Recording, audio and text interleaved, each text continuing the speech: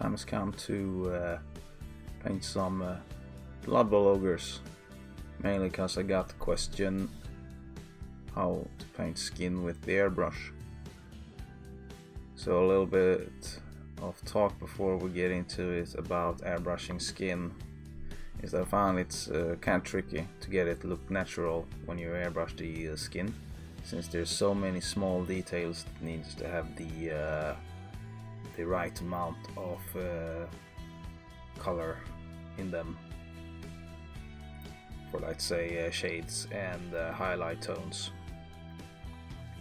So what I really found out was that you can't do too much with the airbrush, but you can do a decent amount of groundwork to make the brushwork more easier later on. So what we're gonna do is that we are going to just put on a base coat and a shade with our airbrush.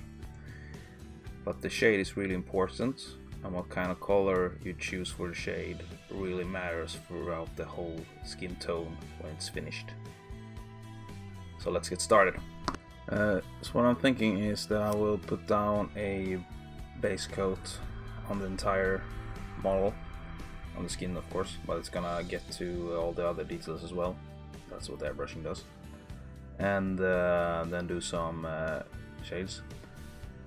And then something that's really important I also want to talk about in this video is that when doing large amount of airbrushing on miniatures, especially big ones like the ogres here, you kind of want to pick out all the details with the airbrush before you get down with your brush work.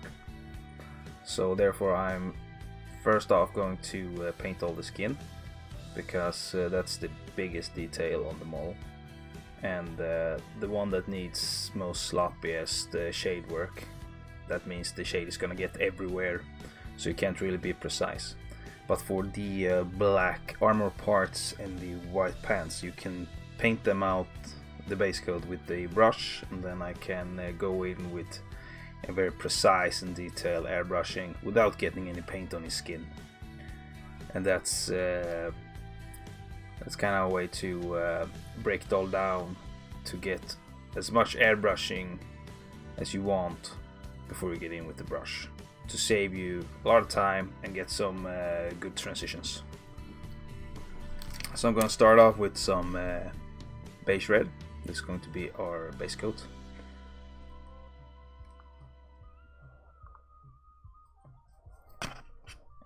About 3 to 4 drops of thinner in 4 to 5 drops of beige red should do the trick.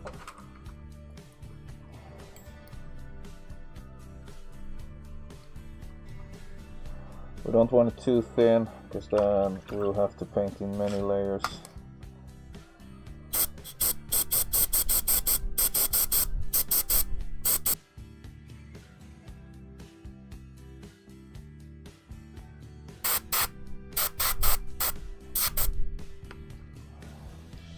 Next up we're going to use some pink color. It might seem like an odd choice of paint since it's very intense and pink, but it works really well with the beige red and other lighter skin tones. So I really like this one actually, and it's easy to work in some darker shadows into this later on as well. So we're gonna do a vertical shadow spraying from underneath, and we need this one to be very light. About just 1/3 of the paint should be pink color, and the rest would be thinner. So you get a really light tone. As you can see here, it's really thin and wet. And here it's really important that you really have the model pretty much upside down, so you're kind of working from an angle like this to get your paint to stick into the shadowy parts of the miniature.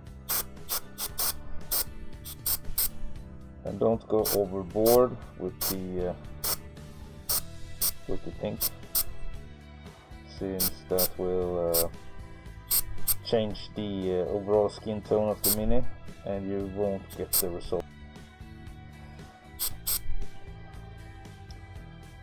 So this can be kind of tricky, but once you get it to work, it's really rewarding and fun.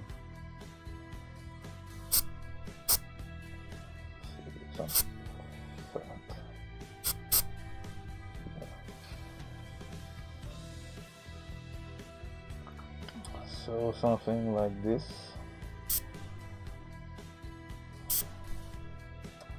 And you might want to add some shadows on the upper muscles, so you can do a little bit of a adjustment and be bold and try it from the sides as well. And some more on the face. So precision with the airbrush when you want to get shadow paint onto the upper parts that you think should have some. Remember just to be very careful about it with it. So yeah.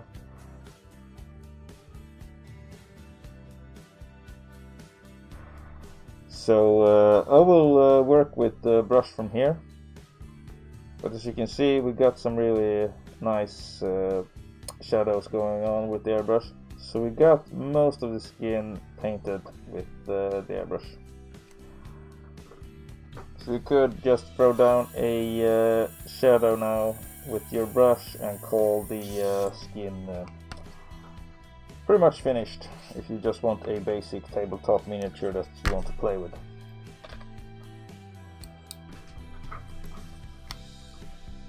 So after this stage I will go ahead and paint out the blacks and whites to get them airbrushed before going further with the skin tones. So a mix of deep blue and Thamar black from P3 Paints to do the base coat on the ogre mini. And I'm mixing a decent amount of deep blue here, just to kind of get the black to not be its deepest tone. And I just base coat all the details.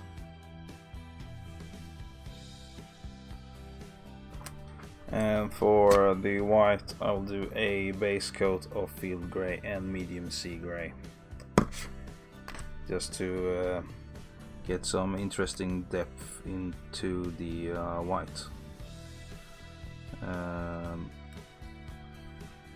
Gives a better reflection of the other paints in general, and gives you more interesting shade of grey onto the white.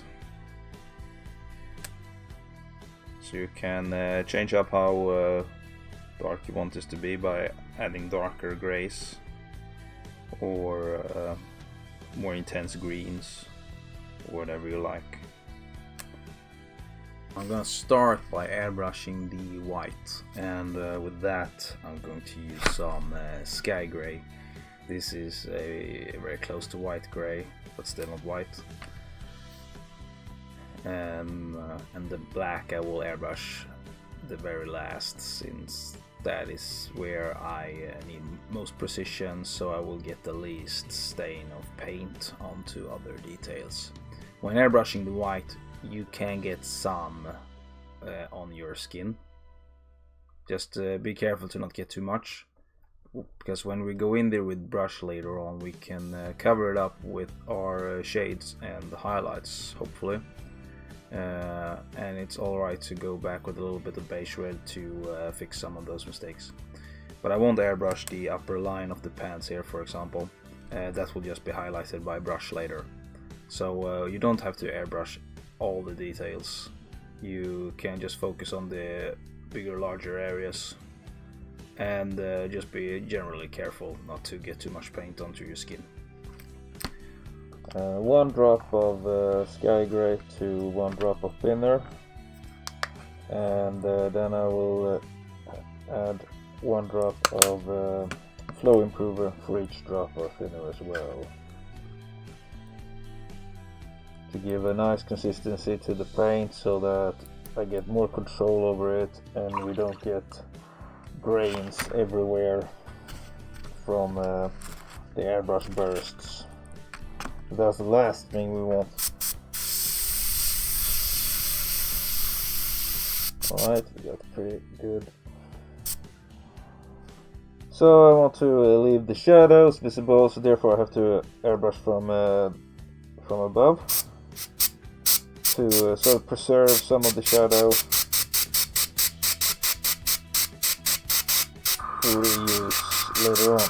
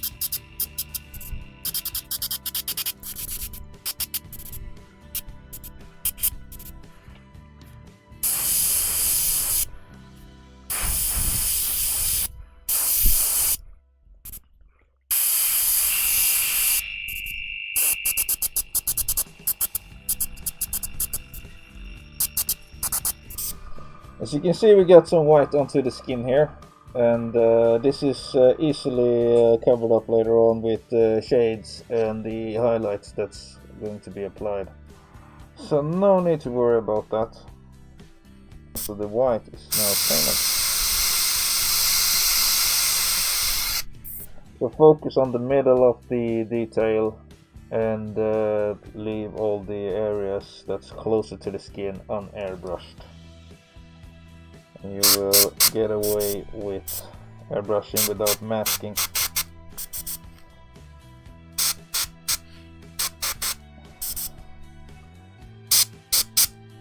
And lastly, I'll add a little bit of dead white just to get those areas that are direct contact with the light source to be the whitest.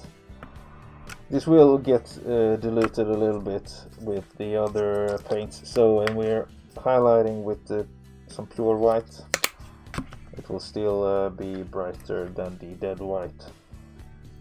So don't worry that your highlights won't show, because they will. So 2 drops of flow improver to the 1 drop of dead white to get it non-stainy, and then we just add a point of dead white to our white clothing.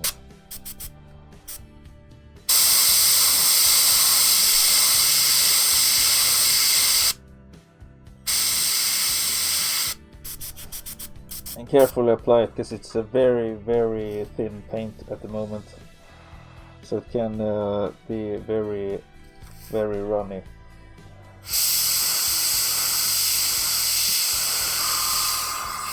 Keep a decent amount of distance between you and the miniature, so the paint won't just splash everywhere.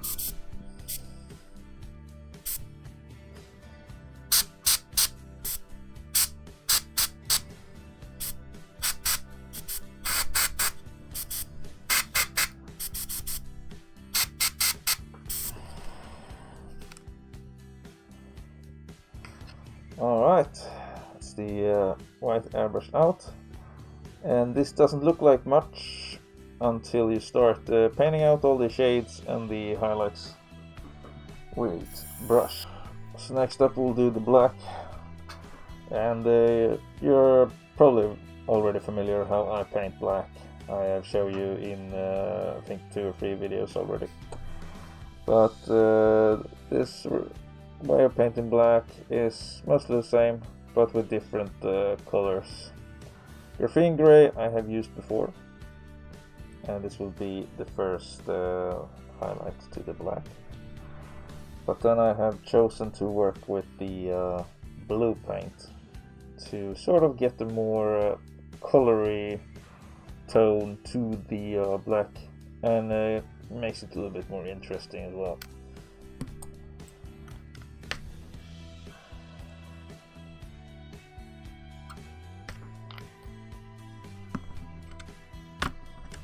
So add 2 drops of thinner,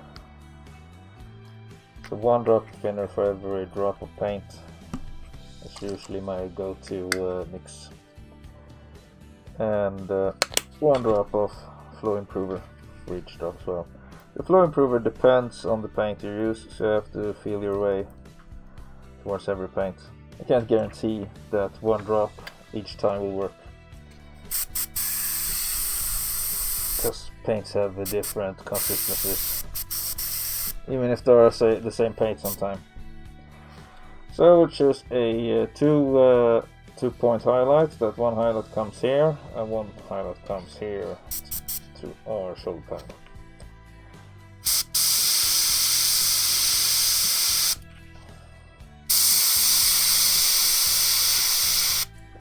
So make a circular highlight, and on the shield the light comes here, therefore we will make a bigger thing there, and same for the belly plate. Make a circular highlight to that, and same thing on the back. Highlight the upper part in a circular motion, but with slow bursts, not to ruin our paint job onto the skin. So that's the base. So 1 drop of blue and 2 drops of the flow improver, just to make sure that our highlight doesn't stain the black. Highlights often requires more fluids to make them non-staining. Just focus on the parts we previously painted out.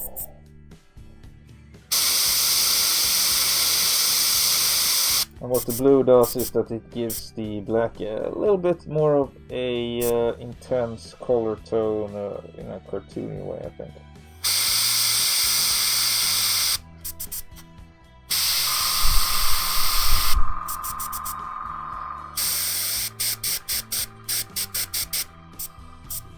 As you can see here, still black. Now it kind of takes over a little bit, but that will change when we paint out all the details and give it some shades and highlights. But yeah, you can still clearly see that this is black, and that the highlights really stands out. I think this is my favorite way of painting black, just because I get a very instant result. So more. And also the base coat that I did previously with the deep blue and the black. It does a lot actually to have the black be slightly non-black and a little bit more blue in stone. Not visible to the human eye, but it's there and it reflects on the other paints. So with all the airbrushing out of the way, you see we got a pretty decent ogre with most of the parts already painted out. We can now start applying all our brush work and get this guy more intense in all the details. So You can say that what we did now was the shape of the miniature, and now we're gonna go in with the macro and lastly in with the micro.